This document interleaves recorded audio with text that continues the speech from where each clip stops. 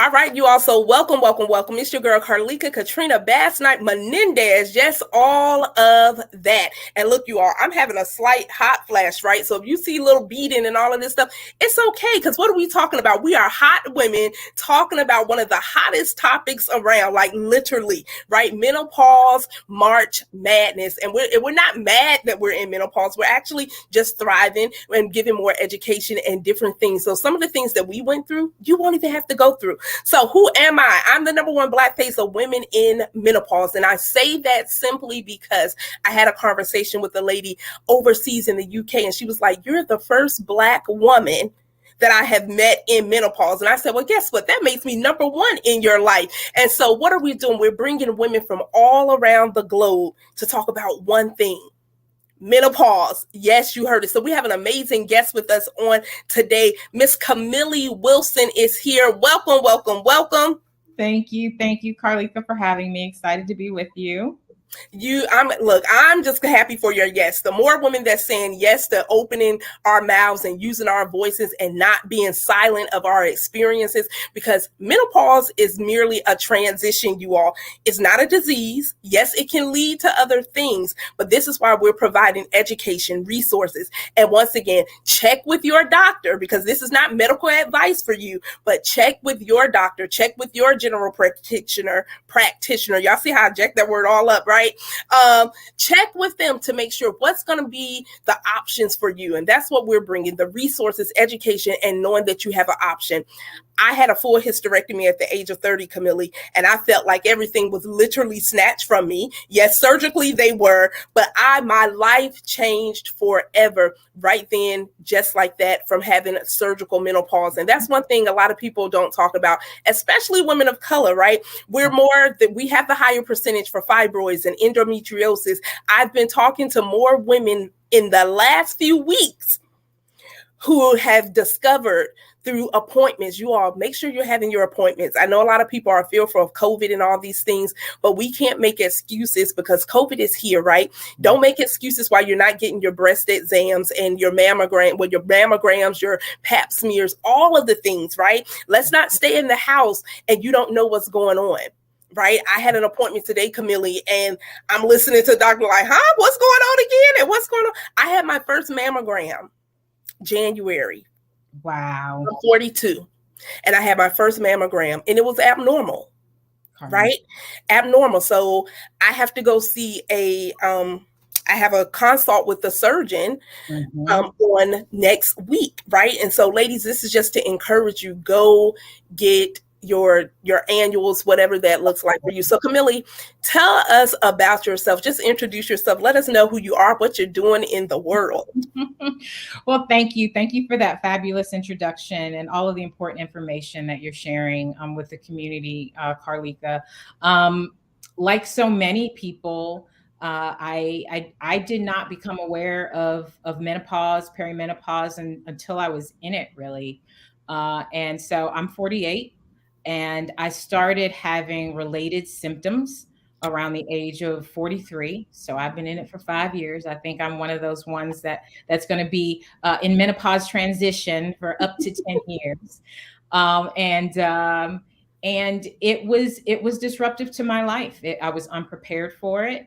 In true Gen X fashion, I went, to look up kind of what was going on with me online. And then after about the 6th month of looking up a different kind of condition that I had never experienced before, I put together that I was in menopause transition, perimenopause. And I can't recall if I even knew that word before I started researching. But so much came up for me. One, why was I not prepared? I've been going to an OBGYN since I was 13. I started my period very early and had extreme cramps. And so I've had a long-term relationship with a few different OBGYNs. My previous one, almost 15 years, had delivered my son, and we had never had a conversation about perimenopause. And so it set me out to look for more information and to question why is my doctor not talking to me about this? And then ultimately, what is my responsibility? What's my role in getting more information so I can start addressing some of the things that I was Wow. experiencing? As you can I love probably see, like you, right? Just beat it, right? And I was like, look, you all, I normally keep my handy dandy paper, like it's real, okay? And that's what we're sharing, our experiences, because yes, and yes. Look, I don't have my box, but when I'm at work, I have a coworker got me like this fan that go around your neck. Uh-huh. And though it doesn't blow hard, it's the consistency of the cool air blowing on my neck that really keeps me like, okay, I can get through this, because there's been some times when I was just getting ready to walk out, right? It was hot in there. It wasn't well ventilated enough for me. And I could feel the beads of sweat running down my back. To the point, I'm like, I have to go to the car. There's been times when I went to the car and I'm like, I'm getting ready to take this bra off. I'm getting ready to take these clothes off and blast this air conditioner. Now, I hope the police don't drive by, right? For indecent exposure. But that's how real it can be. And so, like you said, I didn't get an opportunity to go through the stages per se, right? With the surgical menopause, it was like, all right, reproductive organs gone, ovaries gone, all of that's gone, menopause. It wasn't the gradual change. And I think sometimes we don't understand. So I agree with you, Kamili, when you said, why haven't we heard these words? Why does it seem like a whole foreign language of these words? Now, just talking to women, they're like, don't put my name in the same sentence with the word menopause. That's part of the problem. That's part of the problem. We have to talk about this, right? And it's also, I'm fortunate enough to still have my mother with me. And there's and also fortunate to grow up. There was very little that we didn't talk about that was off limits. We never spoke about menopause transition and how it impacted her. What it was, she ultimately wound up having a hysterectomy due to fibroids. That's a whole nother session we can do, Carlika. But why aren't we talking about this with our mothers, with our aunts, right? Our sisters, our female relatives. So part of it is, I think, destigmatizing it. So that's why I love what you're doing. It's part of what I want to do, is to normalize the conversation around menopause and normalize it for Black women and women of color. Yes. Because you are the face of menopause. I am the face of menopause. Yes. So why, when I Google, do I see Eurocentric white-haired women who look upwards of 70, 80 years old? Not that there's anything wrong with that, but it's certainly not a representative experience. It's not an inclusive experience. And it's challenging, confusing, frustrating as the transition can be, right? We need to see ourselves in it. We need to know who we can connect with. Where do we go? Where do we go? And even when we see products and different things, and I know everyone have their own marketing strategies and all of these different things, but this is a part of diversity and inclusion. I've reached out to some companies like, so are your products for women of color? I'm just going to ask the questions. I don't have time to go around the world and around the bushes and, jump here and take loops. Let's just ask the questions. And so you're so right. When you Google, and this is what made me really dive in, Kamili, because I was just like, well, when I Google, I don't see me. I'm not wrinkled. I'm not white. I'm not old. I was 30. Right. And I'm just like, and everyone looks depressed. And when you have 2 million search results that come back when you put in menopause, where do you begin? Where do you begin? And so I actually started blogging under Menopause Made Modern, but ultimately I wanted to create something that I was looking for, right? So again, Gen X mentality. I want to be presented with the information and the options so I can make the decision about how I want to address my health. I don't want anybody to tell me, but I want to know what the range of my options are, right? And I want to know that it's more than just a uterine hysterectomy if I have fibroids. right? I want to know that it's more than menopause hormone therapy. If I would like to attempt lifestyle change in a naturopathic approach, and if I ultimately decide menopause hormone therapy is for me, then I want to understand, right, the implications of that and who I can go and where I can go to talk about it. So that's ultimately what I'm trying to curate some of the information online, right? That's been verified by other people, right? That's and again, not a health site, but a place for people to start where they can go and see the range of options, whether it's a medical approach, a natural approach, a lifestyle change, which for some of it's all three of those things, right? Or an integrated approach. Yeah. It is. I mean, even today, my doctor said, because I had him, it's because a lot of these tests, right? Hormone testing, you have to request, right? Yeah. It's not even really a part of you go for your annual physical. And if certain things you don't even ask about, but how can you ask if you don't even know what to ask for? So thankfully, I knew what to ask for. And even though I've been in menopause, I'm 42, since the age of 30, I still wanted him to check my levels because people don't realize too much estrogen, no estrogen, too little, all of these different hormones, too much or too less of it can be detrimental and cause other things. So he was like, I can't put you on anything because you may have something going, whatever you have going on with your breast and different things. But Kamili, one thing you said that I've always said that I felt was snatched away from me were options. Even for the hysterectomy, it was, you can either be in pain or you can get a hysterectomy. Well, who wants to be on the floor in pain, bent over? That is not a quality of life that I wanted to live for myself. So I was like, okay. And then what did I leave with for those consultations? A bunch of pamphlets. But I had no community, no guidance, no support. Of course, no one was talking about even the hysterectomies, really. No one was talking about life, which is a significant life experience. It is. The removal of your reproductive organs, whether you choose to birth children or not. Yes. It's a significant decision. And for that to be the only choice that women of color with fibroids that are disrupting their life that we're faced with is unacceptable. It is. It is very unacceptable.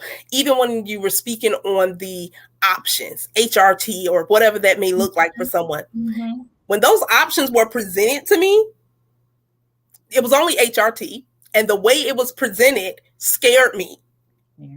Keep in mind, you're 30. Okay. Yes, I had my children and different things, but like you said, whether you have children, decide to or not, I had women who didn't have a hysterectomy, right? Don't listen to the people who haven't been going through this stuff. Okay. And they're like, oh, you'll be fine. Plus you already have your kids. It's nothing to it. Women bounce back all the time. So my question to them were, so have you had a hysterectomy? How did you bounce back?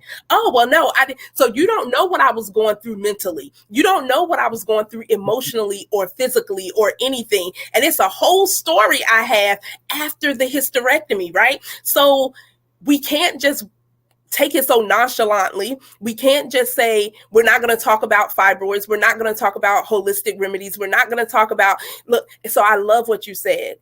Options. Give us an option to make a sound decision for our own health. Because when we go to the doctor, we're only telling them the symptoms. In that moment, right? Or that way, right. That's right. That's right. So you all make sure Menopause Made Modern, amazing. I love your Instagram. I love the content. I just love all of the graphics and dynamics that's into it. It's so, when I first came across your page, I was like, God, this is really warm. It was warm and inviting where you didn't feel like, oh, what are these graphics or what is this? It felt warm, inviting that made you want to keep scrolling and create some boundaries so you're not up there all day. So that was it, and that was intentional. So my background, right, I come to this space like so many of us because of our own personal experience, and we want it to be better for ourselves and for others, right? But my background is I'm a marketing communications specialist. That's my background, and so I started in a place. I started blogging, and that was to get my own voice out there. And then part of what I was experiencing is how menopause as an issue is presented, and it's either a meme or, a gif, a joke, or, someone depressed and sad and their life has been over. And I thought, what if we were to elevate menopause? What if we could stylize menopause? That's one of the ways, so to make it more approachable, right? Yeah. And relatable. So thank you for saying that, because it has been it's been deliberate how to create something that I was looking for. That if I found it, I would say, oh, this kind of feels like me. And I love it. And I think that's where more women in this menopause, call it the menopausal community, we're speaking up, we're using our voices. More women of color are not being ashamed to say, look, I'm a menopausal woman, but I'm living life, right? Because I didn't just transition into a death sentence or anything. I literally just transitioned to another stage and another place in my life that I can still enjoy, with the options that are available, with things that are presented, with the education. And so that's why we're doing this.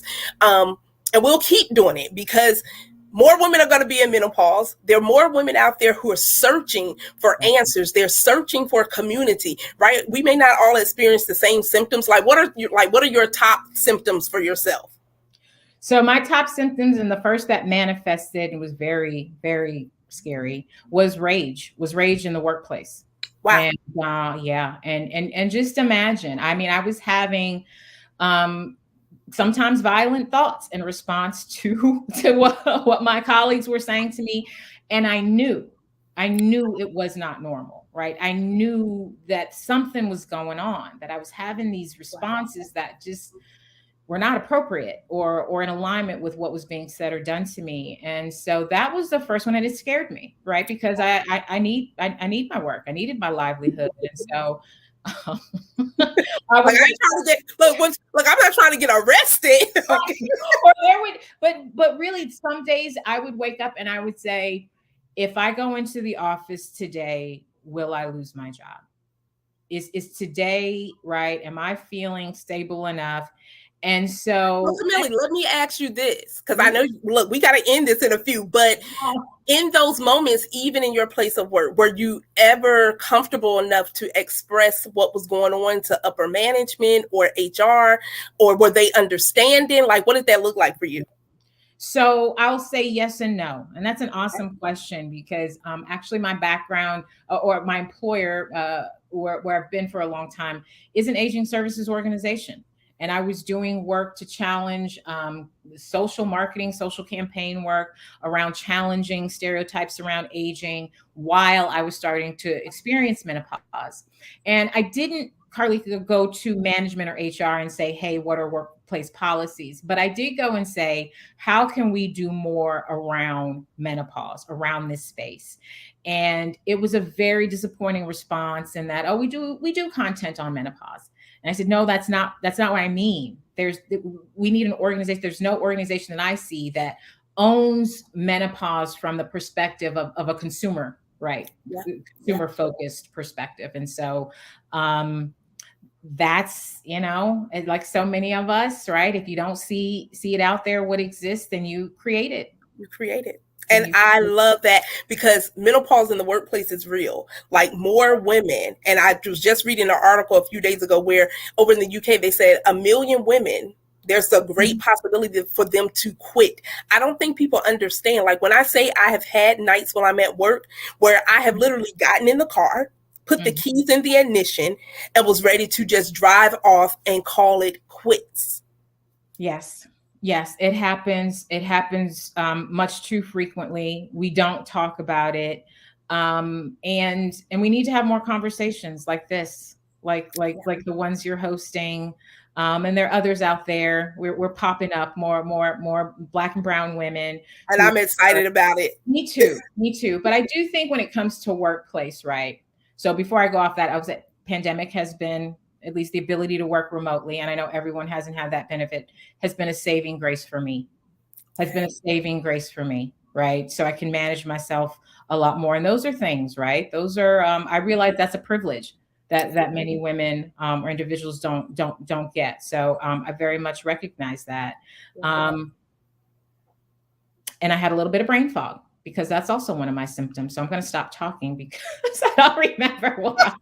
Just like brain fog. Wait a minute. What was I going to say with that? So it's, I've had, let's see, it was the hormonal rage, the hormonal acne, which can be also very, very disconcerting. Night sweats, not so much hot flashes, except when I'm in public speaking situations or, slightly stressful, but night sweats. Dry eyes. This has been the most recent, and it has been so affecting in my life, right? Just a constant distraction of dry eye or right, just not feeling comfortable. Right. Hemorrhoids. Like there's so many things that.